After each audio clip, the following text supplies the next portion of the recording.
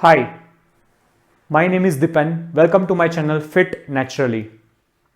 In this video, I will be talking about why sugar makes you more hungry.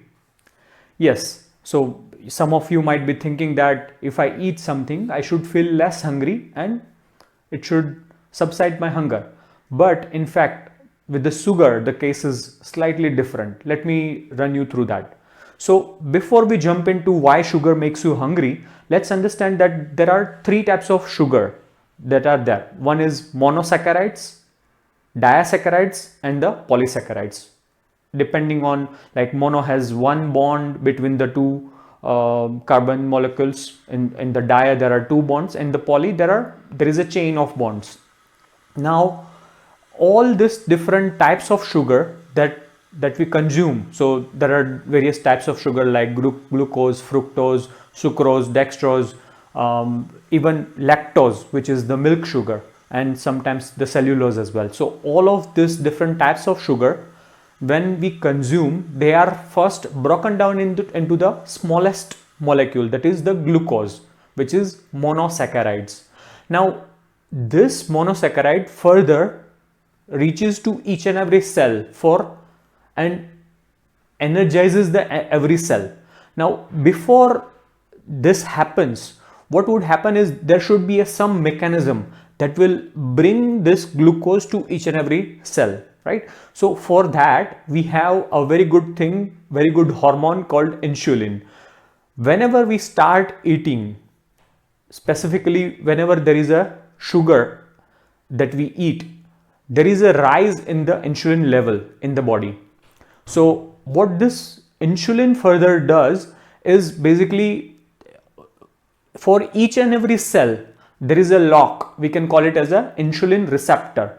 So that lock gets opened only with a key, and key is with the insulin. So when the insulin reaches to the cell, it will tell that here is your glucose, go ahead and take the energy.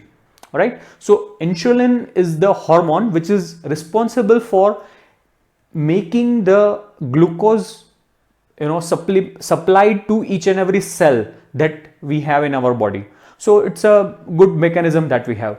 Now where the problem lies, so whenever we eat something, or whenever there is a rise in the blood sugar level, so what would happen? Let's say this is my timeline. Okay, I started eating from here, so blood sugar level spikes and comes down. So this is my blood sugar or glucose increasing in my body.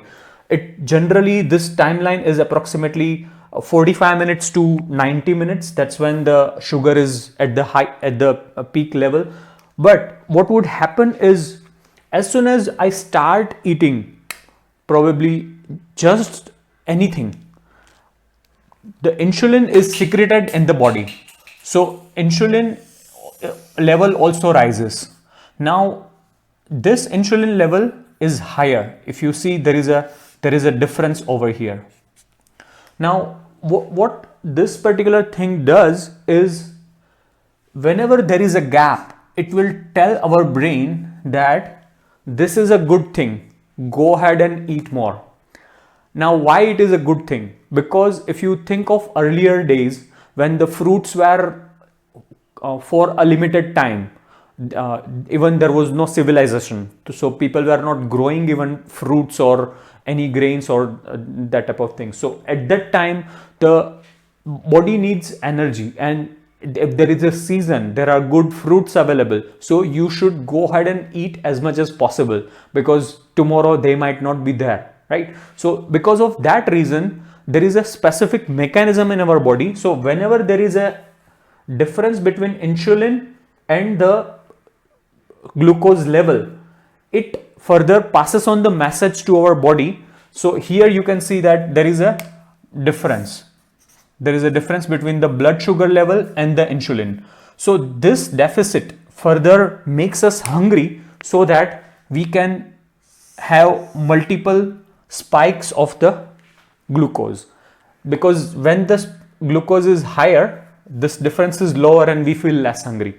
So there are other satiety hormones as well, but specifically if we talk about insulin, whenever the insulin is higher, it will not let the hunger come down. You will feel more hungry. And there is this mechanism was good in the earlier days, but now this same mechanism is working against us, because whenever there is a spike in the insulin, we tend to eat more. We tend to eat more sugar, and we keep on eating unless the satiety hormones are secreted and we feel less hungry. So until the stomach is full, right? So in this particular case, whenever there is a difference between the insulin level and the sugar level, it further sends the message to our brain.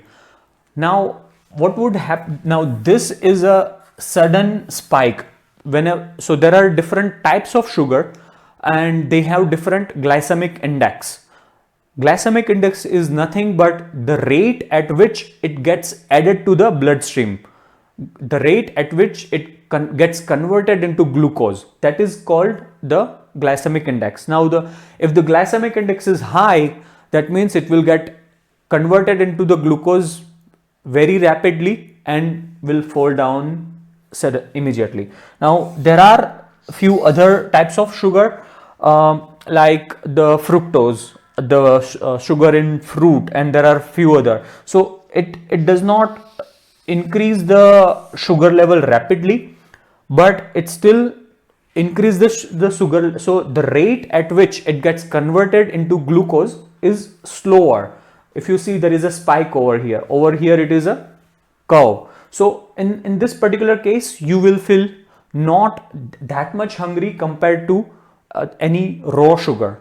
All right. So this is the reason why eating sugar makes you more hungry.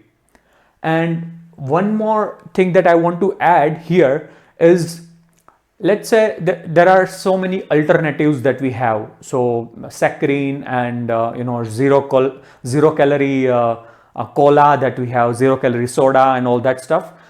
No matter whether it is a sugar or it is a 0 calorie food, it still spikes the insulin. So there is still a gap, always a gap. So in case of 0 calorie sugar or 0 calorie soda that we are drinking, this spike is not there, but we still have the spike in the insulin. So it will still make you feel hungry and it will not help you to reduce your weight by any chance. So if weight loss is one of your goals, then in that case you should eat the food which are low in glycemic index. And there is one more thing, that is glycemic load. I will talk about that in the upcoming videos. Thank you for watching. This is your friend Dipen from FitNaturally. Bye.